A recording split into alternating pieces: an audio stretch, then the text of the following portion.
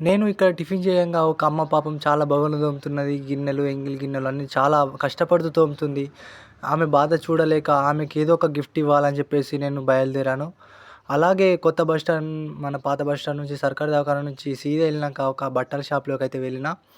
మన బట్టల షాప్‌లోనికి వెళ్ళిన తర్వాత అక్కడొచ్చేసి మన రాజేశ్వరి క్లాత్ స్టోర్‌లో ఒక మంచి శారీ తీసుకుందాము అమ్మ కోసం అని చెప్పేసి వెళ్ళాను. అక్కడ చీరలు కుప్పలు కుప్పలుగా వేశారు. అయితే దాంట్లో నుంచి ఒక మంచి చీర అమ్మకు సెలెక్ట్ అయ్యే చీర కోసం చూశాను. అలాగే ఒక చీర మంచిగా అనిపించింది తీసుకున్నాను.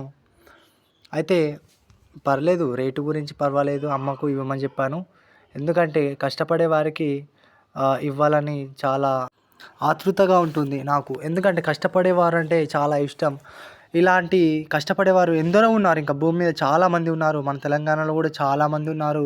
ఇట్లాంటి వారికి హెల్ప్ చేయాలని చాలా కోరిక ఉంటది. కానీ ఏం చేస్తాం మనం మిడిల్ క్లాస్ వాళ్ళం. ఏదో మనకు తోచినంత సహాయం చేస్తున్నాము. ఆ చీరను అమ్మకి చూపియగానే అమ్మ కళ్ళల్లో చాలా సంతోషం చూశాను నేను. ఆ మూమెంట్ నాకు చాలా మంచిగా అనిపించింది. ఎందుకంటే ఇట్లాంటి అమ్మలు చాలామంది ఎంతోమంది కష్టపడుతున్నారు. అయితే అమ్మ సంతోషానికి అవధులు లేకుండా నాకు మంచిగా అనిపించింది. ఇట్లనే హెల్ప్ చేయాలని చాలామందికి హెల్ప్ చేయాలని నేను అనుకుంటున్నా. ఎందుకంటే మీరు సపోర్ట్ చేసిర్రనుకో ఖచ్చితంగా నేను హెల్ప్ చేస్తా. సబ్స్క్రైబ్ చేసుకోండి, లైక్ చేయండి, ఫాలో చేయండి అండ్ షేర్ చేయండి మామ. ఖచ్చితంగా చాలామందికి హెల్ప్ చేస్తా ఇంకా.